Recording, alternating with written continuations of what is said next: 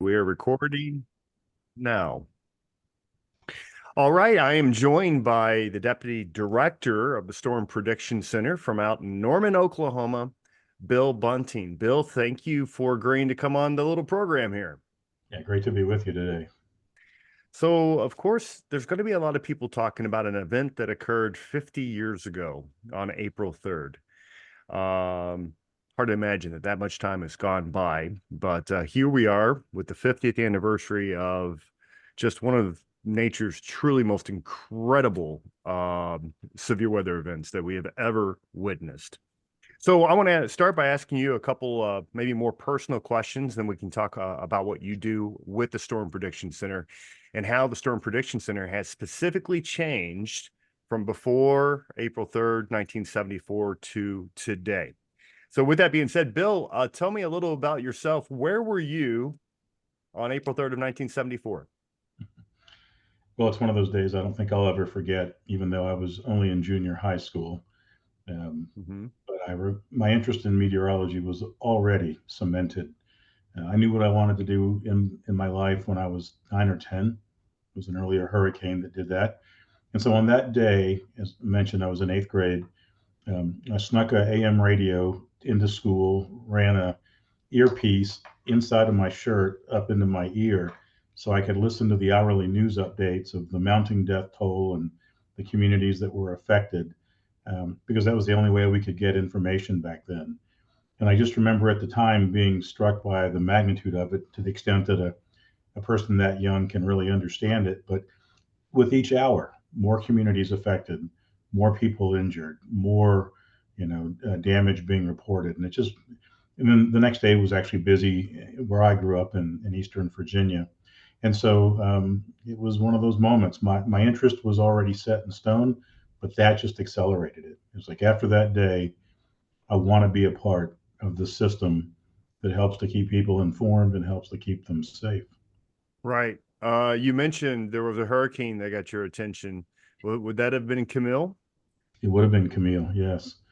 In fairly rapid succession, Camille, Ginger, and Agnes Mm-hmm. were three hurricanes that, you know, you're struck by the extent to which society just everything else pauses and you deal with this looming threat and what the impacts will be. And I was fascinated by it. And I've been fortunate to have a career doing exactly what I had dreamed and hoped I'd do. Right, right. Well, April 3rd, 1974 changed everything, as you know. Um, what do you remember most vividly about that day? Being getting into meteorology like you were, what were some of the aspects of that day that you remember the most? I think the thing that struck me was that not just communities were hit, but that in some cases, most of some communities were actually wiped out. I mean, Xenia, Mhm. Brandenburg, northern Alabama, a couple of towns there. Um, just the extent of the destruction. I mean, it literally alters the history of these communities, not just that it hits houses here and there or Mhm. schools. And I also remember how fortunate some communities were that it hit after school, even though a number of schools were destroyed, or it hit on a day when some businesses typically closed Wednesday afternoons. And so it was just, again, the human toll, the death toll, of course, was staggering. Um, an event like this is typically once every 40 or so years. So, in a typical person's lifetime, you maybe experience one or two of these. And just the overall, the magnitude of the destruction. And then, of course, later, as I got into the science and began to understand the rarity of the event, um, it was just, it was more impetus for me to study it and to play whatever role I could in preventing, loss of life in future storms. Right. Now, you mentioned an event like this could have happened every 40 years. You know, the was it April 2011 Dixie Alley outbreak comes to mind. And when that occurred, up until that point, I didn't have a reference point for 1974. I hadn't Right. seen or experienced anything before or since that you could even equate or put in the same ballpark. But then April 11th did happen, and suddenly we had an event that you could at least put it, like you said, on the same scale even though I would argue that 74 is still set apart in that regard. And in fact, I read NOAA's official report, the synoptic analysis that came out a few years after. And as a kid, I'm reading this material, super technical, of course, but in that material, it describes this as something like as far as the atmospheric conditions that came together, something like a 500-year storm. That's the way it's described in the technical analysis. Can you speak to that? Yeah, I mean, there's lots of different ways to look at the various ingredients that came together. Um, Focusing more on impacts, I think every 40, perhaps 50 years. In the end, it comes down to fine scale distinctions about, what do you use as the metric? Is it the combined path length, width, and EF scale? Is it societal impacts? Is it the magnitude of the 500 millibar wind speed? You can look at lots of different ways. I think in my younger years, I might have thought it was more like once a century or something as infrequent as that. But now, as I get deeper into my career, approaching 39 years now, Wow. and have seen more of these events, I think 40 to 50 is probably a good ballpark. It's hard to compare because the ways that we rated storms in the Yeah. early 20th century and really throughout the 20th century differs from today. And Hmm. what we consider a tornado has changed, with the advent of remote sensing. So it's hard to compare. In a sense, it is apples and oranges, but however you define it, it's extremely rare. And I think days like April 3rd or April 27th, Hmm. maybe twice in your lifetime you'll get to see something like that, but very, very rare. Right. And I guess the real question is, you know, are we better off after these events? And we know that there was just a huge change in the way that we perceived, referenced, the way we communicate about these storms, the way we detect these storms. So, can you go back and compare? I want to compare the technology that was available in 1974 and the type of warnings that were given in 1974. And can we compare that to what we actually have today? You can compare. I'll tell you, the old cliche of apples to oranges really holds true here, because in the early to mid 1970s, we had two computer models. Neither were particularly accurate, but they were state of the science at the time. And Mhm. so they were good at giving you a picture of the large scale movement of weather systems. Our understanding of severe storms was not yet poised to take the big leap that it took in the latter uh, 25 years of the last century. And so we were limited in our scientific understanding. Our communications tools were limited to the NOAA weather wire, which few stations had. Most people relied on radio and television, which worked admirably under those trying circumstances. Satellite data we would get with 30 to 45-minute latency, which, when you're Wow. trying to make up to the minute forecast and warning decisions, is not sufficient. Hmm. Weather radars existed in a number of locations, but they were pre-Doppler, Right. and so they had limitations in what they could do, and our ability to get warnings out quickly by today's standards, wasn't very fast, but at the time it saved undoubtedly a number of lives. But when you look at what's happened since then, I mean, it would be hard to imagine going back. And my career actually started in the mid 80s when we Hmm. had teletypes, we had satellite data that was slow to come in. So I remember some of those days, but I didn't have to work a historic weather event with that technology. But where we are today, just unfathomable. The advances in the science, technology, and our understanding of how to communicate risk have really stepped forward in a dramatic fashion. Right. Absolutely. I look at back at April 3rd of 1974, and I oftentimes wonder how more people didn't die. It was such a huge event, and as you know, the violence of the tornadoes in that day are unparalleled, even when you compare it to the 2011 storm. As far as the upper end of those storms, it was amazing. And I know there's a lot of things that played into that, including the fact that population size in the urban sprawl was much smaller in 1974 compared to today.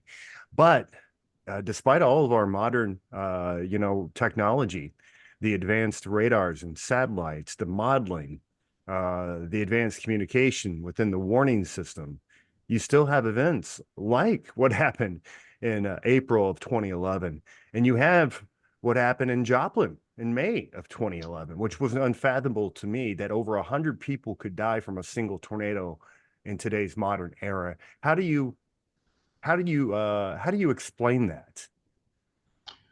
I think for all of our advances, the state of the science is defined by its limitations. We still largely, at the tornado warning scale, have a warn on detection system, not a warn on forecast system, which is what we're aiming towards both within NOAA, the National Weather Service, and the broader meteorological community. We have to give people more time. We have to be specific about which areas are likely to be impacted, and we have to get better at estimating likely tornado intensity. Mhm. In the end, all the warnings and forecasts beginning 7 or 8 days in the future aren't helpful if a person, as a violent tornado approaches, is inside of a vulnerable structure. Right. And so we've got to get better at all of those aspects. The good news is there are people working really hard, and we are part of that effort here at the Storm Prediction Center.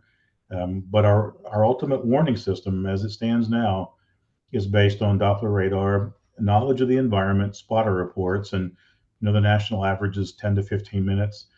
Mhm. For stronger tornadoes, we can often give much longer lead times, but people have to know with enough time to get to shelter that I'm in a really vulnerable location. I've got to take action now. And that's sometimes really hard to do. And it's hard to do skillfully and routinely. Right, right. And you know, obviously everyone needs to have an emergency action plan in place. And I think you need to have multiple plans. You need to have one for if you're at work, if you're at home, or if you're traveling. And as you said, there's a difference between your average tornado and those that are, F4, F5 that can completely level anything all the way down to the ground. So for those at home that don't have a basement, um, what do you suggest for them? Or maybe they don't have a storm shelter. What is your suggestion if there's a risk of a high-end tornado impacting their community? I think to some extent it comes down to how long it takes you to get to shelter. If you know that you don't have access to a sturdy reinforced building, you're not in one, or you don't have one you can get to quickly, it's possible that you might want to consider getting to some place like that well before storms arrive. We've gotten really good as a science, and certainly within the National Weather Service, at providing timing information. When do we expect storms in a certain area? When is the most likely severe threat expected to materialize? And so you might want to consider being in or closer to a sturdy location. It is a myth that you can't survive a direct hit from a violent tornado. Your odds are lower, but in analyses of violent tornadoes, people have survived a number of EF4s and EF5s. By even though you're in the direct path, it's survivable. But obviously, Right. your odds go up if you're in a sturdy shelter, or ideally a storm shelter itself, either below or above ground. But in the end, it comes down to a personal choice and how much time would it take me to get to that shelter. Right. Right. And so, looking back at the F5 particularly, and I've been fascinated by Dr. Fujita's work, ever since I knew what a tornado really was. He kind of set the tone, with the F scale. And of course, the movie Mhm. Twister came out in the mid 90s. And it seems like that really raised awareness to the F scale, to the destructive potential of tornadoes. And of course, it opened the doors for storm chasing. Um, but the F5, as depicted in that film, very, very rare. And everything I've ever learned suggests that it's way less than a single percentage. So if you have the United States average is what, 1,000 tornadoes per year. They always say that less than one of those will become an F5. And as you know, sometimes many years will go by with no F5s at all. Right. And then on that day, there were seven. And prior to that, there had never been more than two in a single day, Right. which was just unfathomable. And now, looking back, well, we haven't seen an F5 since more in 2013. Hmm. Can you speak to that, the rarity of these types of events, and precautions and preparedness that you could take now for when they occur again? Sure. And that's a great question, by the way. I think one thing I would say is the distinction between EF4 and EF5. There are ways to distinguish, but in general, for all intents and purposes, if you're hit by a violent tornado, whether it's EF4 or 5, your response and the potential impacts are essentially the same. I think the reason why we haven't seen an EF5, in part, it's good fortune. We haven't had structures hit that are able to be rated EF5. Um, and it's also in part because of better training for field meteorologists with the National Weather Service to evaluate damage. We've had more of an engineering component that's been input into the rating process. But in the end, whether it's EF4 or EF5, is probably important for historical purposes, but for all intents and purposes, your reaction to either, and even an EF3, would substantially damage, most homes, should be about the same. Take it seriously. Like you said, I think that was an excellent point. Have plans for every place you might be, homeschool, work, outdoors, wherever, Mhm. and be ready to put that plan into good use when that day comes. And hopefully it doesn't. But when that day comes and the warnings are for your community and the wording is dire, that you know Mhm. what to do. Yeah, excellent advice. Bill, I appreciate that very much.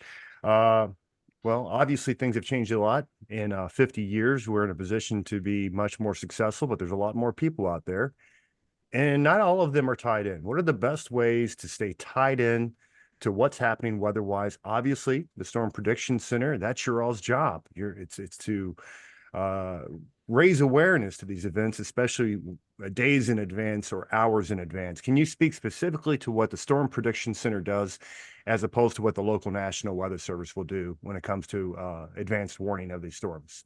Sure. We work closely together. That's the main thing I would say. Our mission is severe thunderstorm and tornado prediction. We do it out to 8 days in the future, and we've seen over the past decade or two the increasing importance of those extended range outlooks in sort of setting wheels into motion for planning and readiness. Mhm. And so we work closely with the local weather forecast offices, all part of the National Weather Service. Mhm. We also rely heavily on private sector broadcast meteorologists, private sector weather companies, independent meteorologists, and others who help get the word out. My advice to people that would be watching is to find your trusted sources of weather information, have multiple ways of receiving those warning messages, follow them routinely, and especially when thunderstorms are in the forecast. When there's a threat of severe weather, you almost have to flip a switch in your mind and go from thinking, okay, I've got many things that are important in my life going on today, or whatever the day in question is, but weather has to be one of them. It has to be something I'm tuned into. I'm looking for updates on my favorite trusted weather app. I have a weather radio to alert me at night because a significant challenge, and especially in the cool season, the Mhm. fall and winter months, there's less of a dependency on daytime heating for severe weather to occur, like we typically see in the heart of summer. And Right. so tornadoes often occur at night, and they're fast moving, and they affect areas of the country that are hilly, visibility is poor. Something needs to wake you up. And if it's not going to be your smartphone, it needs to be a weather radio. So have those multiple sources, and then have that plan. It's a bad time to Google tornado plan once the warning has Yeah, been issued, right? for sure. Think about it now when the weather's quiet. Be ready to put that plan into action when you need to. That's right. It's gotta be like muscle memory. You just know what to Exactly. do when the time matters the most. So, well, excellent. Bill, it's been wonderful talking to you. Do you have any other thoughts or anything else you'd like to share specific to 1974 or what you do there at the Storm Prediction Center? I'd say at first I really appreciate the invitation just to visit with you today. I think Of I'd course. summarize it all by saying, we have this incredible system in place in the US for prediction of weather, high impact weather, and for warnings. In the end, if the person in the path of the storm doesn't receive it and take action, it doesn't matter. And so there's Right. really a strong emphasis on individual responsibility and accountability to use this information that we're all working together to provide to do what you need to do to keep you and your family safe. And so it would be really a plea for folks, and especially in tornado prone areas, but as we've seen, it doesn't have to be. They can occur in unusual locations, to just take the threat seriously, be prepared. The odds are, if you take prudent precautions, you're going to be fine, but you want to make sure you're ready before the storms strike. Absolutely. And severe weather season is upon us within the next month or two. Do you have any specific predictions for this season?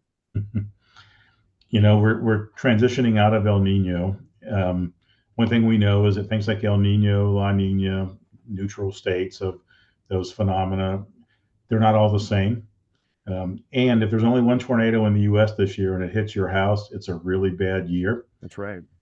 I'm going to hope for the best, but I know that as we move into mid March and certainly into April, climatologically, it becomes increasingly the peak of tornado occurrence. Um, our stance here is we're prepared. As we get into more of a La Nina pattern, it'll be interesting. La Ninas often mean more active winter seasons, and we saw that last winter very clearly. But I try not to make a forecast I don't have to. And seasonal prediction for tornadoes is in its infancy. I wish we had more skill, and we're working on it. But for now, the best I can say is, as you noted, you're exactly right. We're coming into the busy time of the year.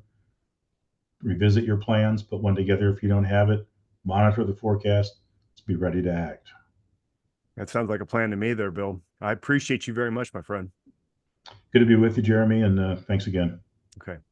All right. Well, that concludes the formal interview, my friend. And once we get this put together, and I may actually take this interview and a few others, send them out on social media separate from the actual documentary. And when I do that, I'll be sure to reach out to you, send you a link. And once we have the documentary ready, you'll have a link to that as well. Sounds great. Look Okay. forward to it. Well, thank you so much for your time, my friend. And I am in touch with gentleman from the National Severe Storms Laboratory, Don Burgess or Burgess. Burgess. Yeah. So it sounds like we're going to talk a little bit next Tuesday. So getting both your all's perspectives, I think is great. Just fantastic. Well, Don, I said hello. Yep. He's one of the living experts in Doppler radar. Yeah, and he was older than I was, still is, but during that event, so his recollections, as more than just an eighth grader as I was, will be fascinating to hear, and I'll look forward to watching that with your finished piece. Very cool. All right, my friend. Well, thank you so much. All Okay, right. yeah. Enjoy the Take rest of care. your Valentine's Day. Yeah, you too. See you. All right. Yeah. Bye. Bye.